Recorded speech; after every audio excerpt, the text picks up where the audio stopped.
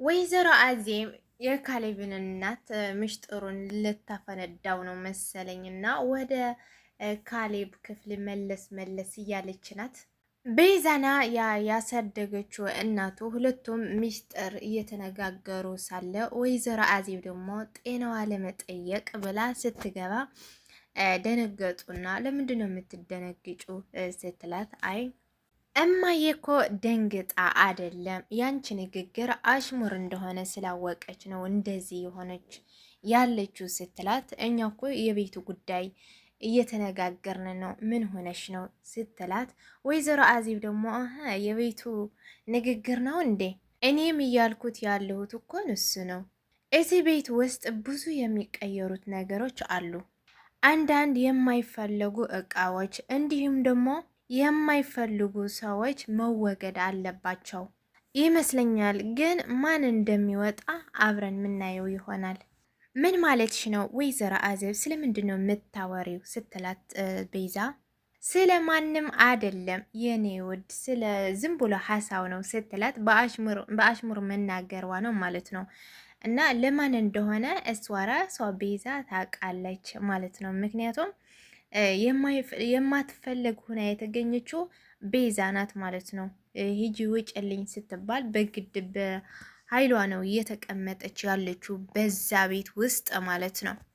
የጀመራችሁት ጨዋታ እንግዲህ ጥሩ ነው፣ እኔም የራሴ ጨዋታ ሊጀምር ነኝ ብላ ስትናገር እነሱም ደግሞ ደነገጡ ማለት ነው። ምክንያቱም የራሴ ጨዋታ ሊጀምር ነው ስትል የሁለቱም ምስጢር አለ ማለት ነው እና እሱ እንዳታወጣበት ነው የምትፈራው ያቺ የቀድሞ እናቱ ማለት ነው።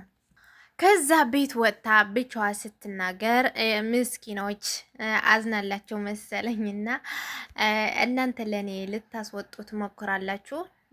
ያቺ የበፊት እናቱ የካሌብ ደግሞ አንቺ ጓደኛዬ፣ የድሮ ጓደኛዬ አንቺ ለኔ ለማስወጣት ከዚህ ቤት እየጣርሽ ነው።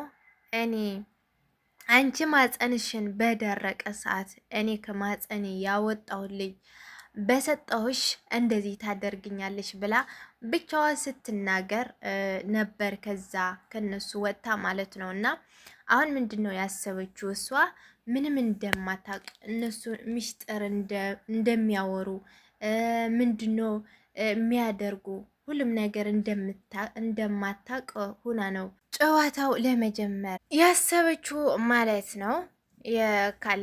የካሌብ እናት እንደሆንኩኝ ይህንን ግድግዳ ራሱ ያውቃል ስትል ነበርና እስከ እነሱ ጨዋታ ከጀመሩ እሷም ጨዋታዋ እንደምትጀምር ነው የነገረቻቸው ማለት ነው።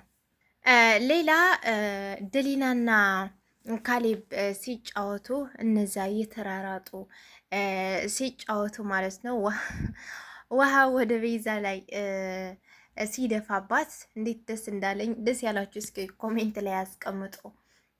ምክንያቱም አላሰበም እሷ ጋር ሊደፋባት ውሃ፣ ግን ደግሞ በጣም ነው የተናደደችው ማለት ነው። እነሱ እንደዚህ እየተጫወቱ ማየቷን በጣም ነው ያናደዳት ማለት ነው። እና እነሱም ደግሞ እሷ እየተናገረች እነሱ እየሳቁ ነበር።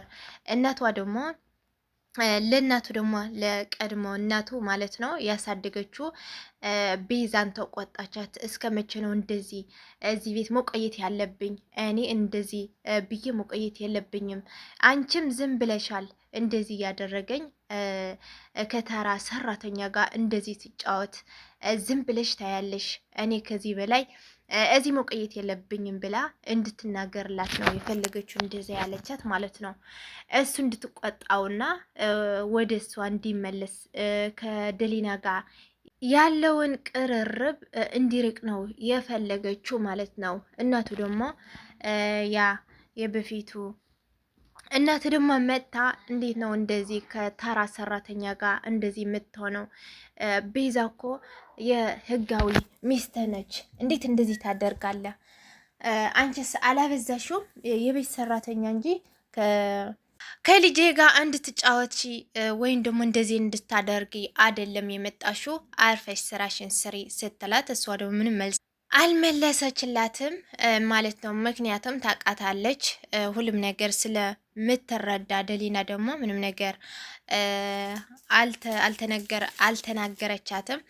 እና ካሌብም ደግሞ እኔ አውቄ እኮ አይደለም አውቄ እንደዛ እንደማላድርግ ታውቂያለሽ፣ እንዴት እንደዚህ ትያለሽ ሲላት፣ አሁን ሂድና ይቅርታ ጠይቃት፣ ይቅርታ እንደ ማለት ደግሞ እዚህ ቁጭ ብለሃል ብላ እሱ ተቆጣችው። እሱ ደግሞ ገብቶ ይቅርታ አላትና ገብቶ ይቅርታ ምናምን አላት። እንዴት እንደዚህ ታደርጋለህ ከተራ ሰራተኛ ጋር ምናምን ስትለው፣ እሱ ደግሞ ተራ ሰራተኛ ብለሽ እንደዚህ እንዳትናገሪያት፣ ምንም ለሷ መናገር ሆነ ማስወጣት መብት የለሽም ሲላት፣ እሷ ደግሞ በጣም ነው የተናደደችው ማለት ነው። እንደዛ ብላ ሲወጣ ደሊና ደግሞ መቼም እየቀናች እንደምትቀና እናውቃለን። እሷ ደግሞ ቀንታ የዚህ ያክል ጊዜ ለምንድን ነው የምትሰጣት? እና ምን ማድረግ አለብኝ ደሊና? ምክንያቱም እማዬ ሂድና ይቅርታ ጠይቀት ስላለችን እኮ ነው ይቅርታ የጠየኳት። እና እናትህን ይቅርታ ጠይቀት ስላለች ነው ሂደህ ይቅርታ የምትጠይቃት ስትለው፣ እና ምን ማድረግ አለብኝ? እያይሽ ለምንድን ነው እያወሽ እንደዚህ ለምንድን ነው የምትይኝ? ሲላት፣ እንደዚህ ነው ያልኳትኝ፣ ለቤዛ መናገር ሆነ ከዚህ ቤት ማስወጣት መብት የለሽም፣ እንዳትናገሪያት ነው ያልኳት ሲላት፣ ደስ አላት ማለት ነው። የምር እንደዚህ ያልካት ስትለው፣ አዎ እንደዚህ ነው ያልካት አላትና ደስ ብሏታል። ምክንያቱም ለምንድን ነው እንደዚህ የምታደርግ? እንደሚቀና እያወቅ እንደዚህ አታድርግ ምናምን ብላ ነው የተናገረችው ማለት ነው። እሱ ደግሞ ልቤ ካንቺ ጋር ነው ያለው፣ ሁሉም ነገር ካንቺ ጋር ነው ያለው። ለምንድን ነው እንደዚህ አትቅኝ? እኔ እኮ አንቺ ነው የምወድሽ፣ እኔ እንኮ ስለምወድህ ነው እምቀና አለችው ማለት ነው። ሰው ከእሷ ጋር እንደሆነ ነው የነገራትኝ። ሌላኛው ደግሞ እናቱ ያ ወይዘሮ አዜብ በክፍሉ ሄዳ ሻሂ ስትሰጠው፣ ምንድን ነው ምን እያደረግሽ ነው?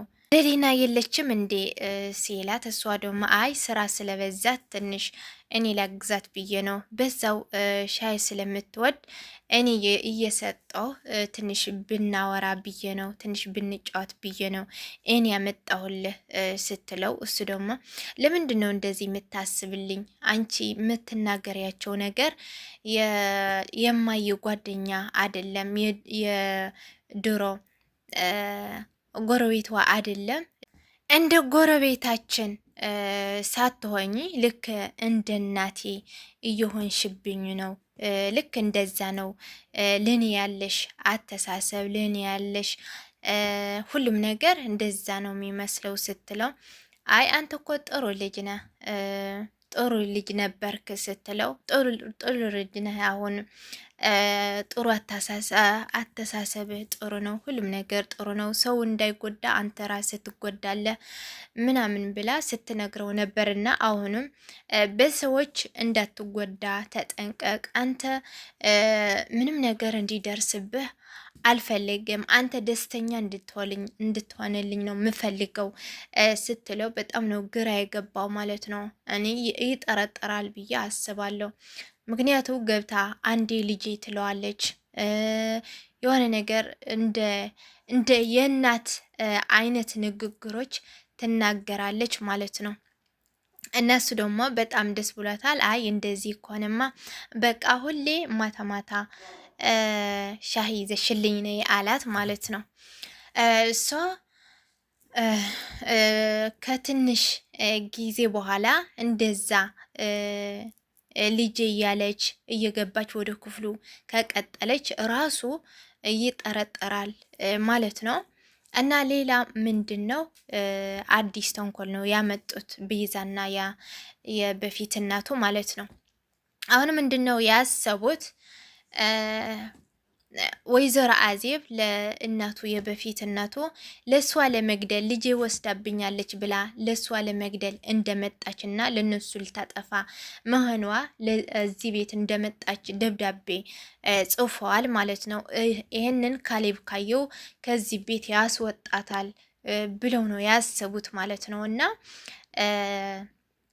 ደብዳቤውን የጻፉትን ልክ የእሷ ጽሁፍ አስመስለው ጽፈው ጠረጴዛ ላይ ነው ያስቀመጡት ማለት ነው። እሱ ደግሞ ወደ ስራ ሲሄድ አየው እያነበበው ሳለ ነው ያለቀው ማለት ነው። በሚቀጥለው ምን እንደሚሆን አብረን የምናየው ይሆናል ማለት ነው። ምክንያቱም እኔ እንጃ የሁለቱም ስራ ሴራ ስለሚያውቅ ያምናቸዋል ወይስ አያምናቸውም?